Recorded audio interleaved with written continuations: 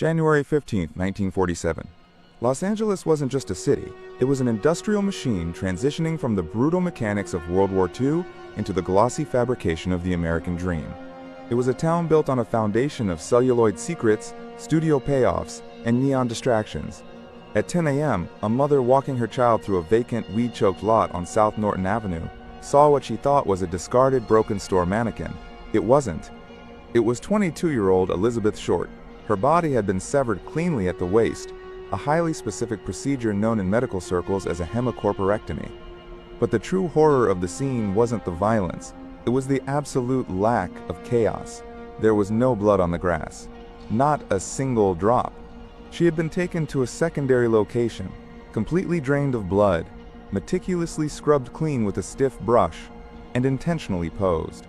Her arms were raised at right angles, her legs spread, and her face had been slashed from the corners of her mouth to her ears, a grisly mutilation known as a Glasgow smile. The media immediately branded her the Black Dahlia. The public called it the crime of the century. But while the world looked at the tragedy of a young woman, the real story was quietly unfolding in the bureaucratic shadows of the LAPD. This wasn't just a murder. It was a mechanical failure of justice. A case derailed not by a lack of evidence, but by a carefully engineered surplus of corruption. Before we dismantle this failed investigation, consider your own assumptions. Do you believe the killer was a lone, chaotic madman with a scalpel? Or was Elizabeth Short a necessary casualty of a much larger, much darker Hollywood machine? If you want to help pull apart the narratives history handed us, hit subscribe. We are just opening this archive. In 1947, the Los Angeles Police Department was not a police force in the modern sense. It was a political tool. It was an institution explicitly designed to protect the right people, while burying the rest. This was the era of Mickey Cohen and Bugsy Siegel, a time when mob money and studio executive bribes built the foundation of the city's infrastructure. The lead investigator assigned to the Dahlia case was Captain Harry Hansen.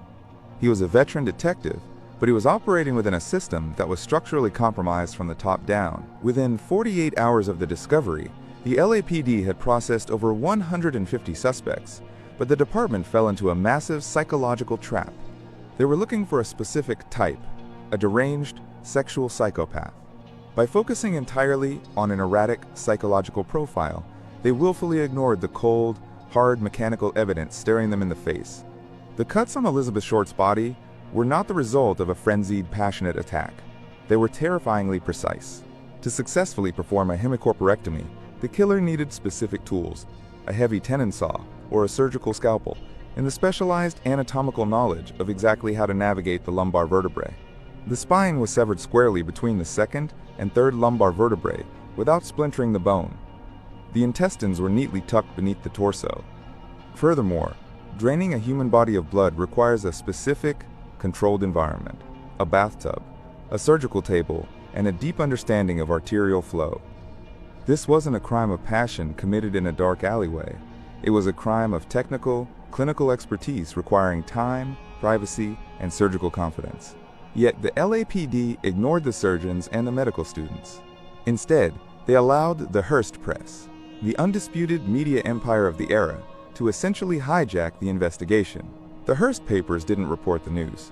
They manufactured it.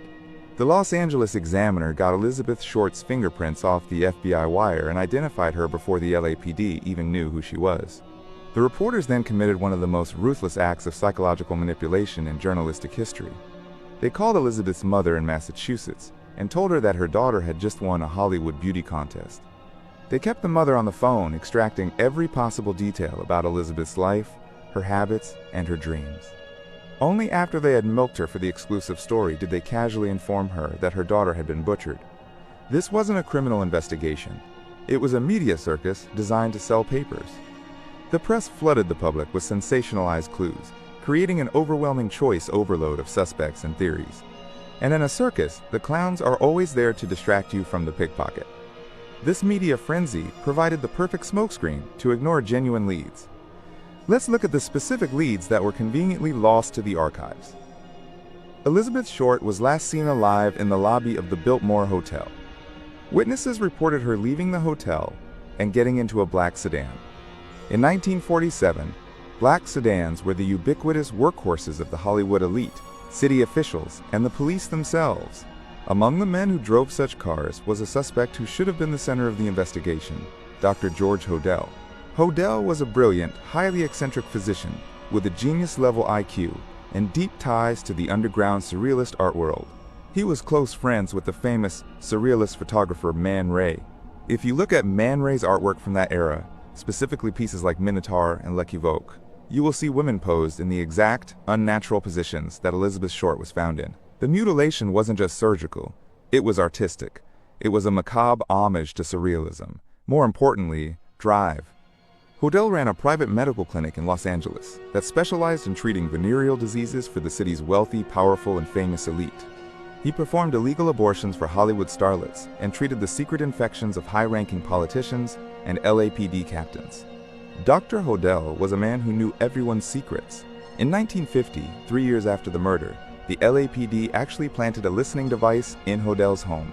The wiretap captured him saying, and I quote, "Supposing I did kill the Black Dahlia. They couldn't prove it now. They can't talk to my secretary anymore because she's dead." Hodel was also accused of horrific crimes against his own family, yet he continually evaded justice. Why wasn't he arrested for the Dahlia murder?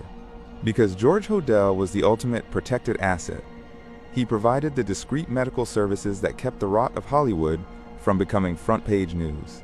To arrest Hodel, to put him on a witness stand, was to open a Pandora's box of scandals that would have decimated the city's political and entertainment infrastructure. To keep the public distracted and the real power players protected, the investigation was deliberately flooded with red herrings.